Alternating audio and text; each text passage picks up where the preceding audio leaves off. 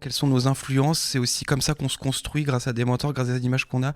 Moi, je voulais rajouter un de des personnes que je respecte le plus, qui m'a vraiment influencé toute ma vie et qui continue, c'est un alpiniste des années 60 qui s'appelait Gary Haming, qui était un des premiers grimpeurs, alors qu'il se revendiquait pas du tout écolo ou quoi que ce soit, qui avait une volonté de laisser aucune trace en montagne, d'être le plus discret possible.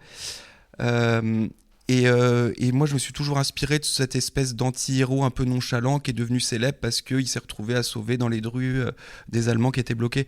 D'ailleurs, la célébrité ne lui a pas du tout réussi puisqu'il s'est suicidé 4 ans plus tard.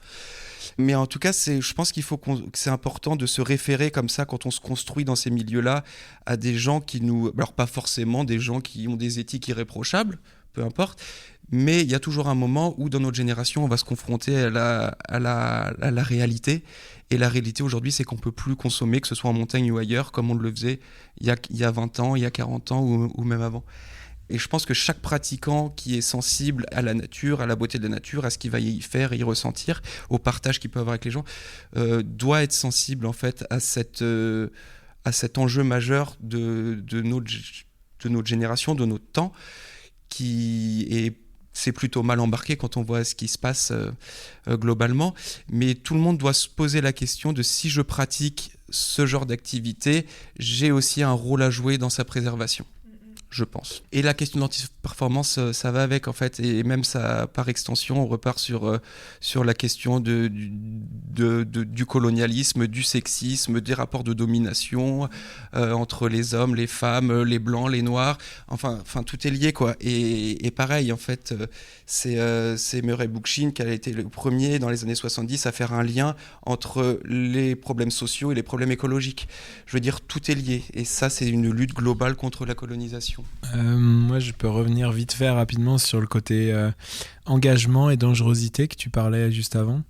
Et par rapport à Laura et à vraiment partager un peu avec ces gens qui vont regarder ce film et tout. Et vraiment se dire que nous, on est parti sur 50 jours et j'étais en train un peu de faire le calcul, mais de me poser la question sur combien de jours sur ces 50, on sait potentiellement, on a eu un petit peu des feux un peu rouges, ou alors on se dit, ok, là, je commence à accepter un petit peu le risque. Et en fait, ils sont très peu, ces nombres de jours, en fait. Il y en a vraiment peu sur ces 50 jours. Je pense qu'il n'y a pas plus de 3 jours, pour moi, où vraiment on se dit, ok, là, il faut qu'on fasse gaffe, il faut qu'on accepte que, voilà, là, par rapport à la neige, par rapport à ces choses-là... Après, moi, j'avais un peu plus de passif sur la rivière. Donc, en fait, la rivière, à partir du moment où je me mets le cul dans l'eau, en fait, pour moi, je suis plus en danger. Il y a ça aussi. Après, ça n'a pas été le même pour chacun. Mais par contre,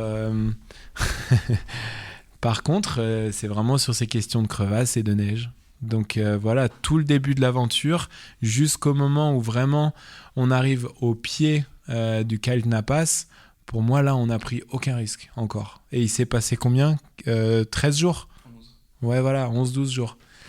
Et à partir de ce moment-là, voilà, là, on commence vraiment à se dire, ok, là, on a des gros morceaux au-dessus de la tête, donc on les évite au maximum. Là, il y a eu aussi une grosse discussion à ce moment-là, qui n'est pas forcément dans le film, mais de savoir où est-ce qu'on passe, parce qu'en fait, on ne passe pas par l'itinéraire qu'on avait imaginé passer. Enfin, on ne passe pas vraiment le col, on s'écarte pour avoir une ligne un peu moins engagée. Et ça, c'était à ce moment-là, c'était une décision un peu plus d'Alex. Parce que nous, avec Aurel, on dit non, mais en fait, c'est OK, on va se mettre en danger pendant un certain moment sous les séracs, mais on l'accepte. Et là, Alex, c'était vraiment non, en fait, on va essayer de trouver une autre option, et c'est pour ça que là, on part complètement sur la droite, et donc on arrive à une épaule plus qu'à un col qui est 200 mètres plus haut en dénivelé, sans vraiment savoir exactement si on a un itinéraire de montée, parce que le col, on le voyait, l'itinéraire, il était plus ou moins évident, mais par contre, il était engagé. Et donc là, Alex nous dit, ok, on va voir par là-bas, allez, on attaque et tout, et boum, et ça passe. Donc voilà. Donc on était sûrement un peu moins engagé. Par contre, on arrive plus haut sur cette épaule, et donc là, on doit redescendre. Et c'est dans cette descente-là, des 200 mètres de dénivelé jusqu'au glacier, où là, c'est l'histoire de la crevasse. C'est toujours un enchaînement, en fait. Ok, on se sécurise en passant par la droite et on pense prendre moins de risques. Par contre, on va tomber dans un traquenard derrière, alors que si on était passé de l'autre côté, on aurait pris plus de risques au début. Peut-être qu'on prenait les séracs sur la gueule, mais derrière, on arrivait directement sur le glacier. Donc, en fait, c'est toujours une jauge, une balance. Ouais, exactement. Et accepter à partir du moment où tu es parti dans quelque chose, accepter, ok, allez, on avance. Et même si à côté c'est plus court, et même c'était sûrement beaucoup plus court, et même si à côté, voilà, ça se passerait peut-être mieux. Mais en fait, c'est vraiment ça aussi. À partir du moment où on est 4, en fait, il n'y en a pas un qui se barre.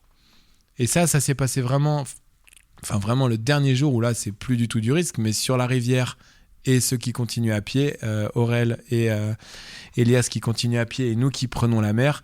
Mais par contre, là, on n'est plus sur du risque. On n'est plus sur du risque, c'est simplement juste voilà, du confort et une idée, en fait, un idéalisme vraiment de fin, de se dire, moi, je rêve de ça, tiens, j'essaye, parce qu'en fait, je reviendrai pas. Là, je ne veux pas refaire ça, donc j'ai envie de finir sur cette touche-là et j'ai envie d'essayer au moins. Je pense que aussi la réalité, c'est que en fait, il faut avoir 2 mois devant soi dans l'année. Il faut avoir le temps, il faut avoir un travail qui te permet de le faire. Moi, je suis persuadé que ce genre d'aventure, tout le monde est capable de le faire.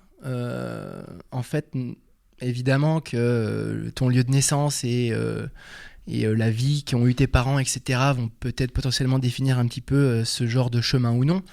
Mais moi, je suis vraiment persuadé que n'importe quelle personne qui aurait du temps devant elle et qui aurait envie de le faire, évidemment, serait capable de vivre ce genre d'expérience. Mais surtout, le message, c'est qu'en fait, c'est une invitation à aller dehors. Et je crois que réellement, en fait, quand on échange avec les gens après la projection, c'est que les gens, ça les a fait rêver, ils ont trouvé ça génial, ils ont vraiment vécu quelque chose de fort avec nous.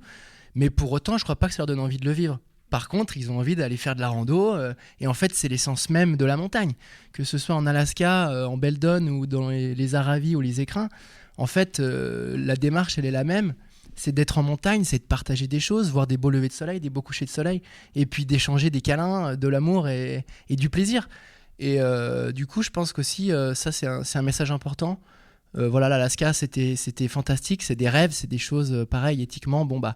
T'as des rêves d'enfant. Et en fait, moi, aujourd'hui, c'est difficile pour moi de mettre des croix sur mes rêves d'enfant. Donc, j'ai besoin de les vivre, j'ai besoin de les faire. J'en fais pas 10 par an. Et du coup, voilà, aller dehors, c'est juste fantastique. Et surtout de pouvoir le partager avec des gens qui, dans ces montagnes, peu importe lesquelles, passent du statut d'ami à un statut de frère ou de sœur. Et ça, c'est vraiment ce qui motive le plus en montagne, je pense.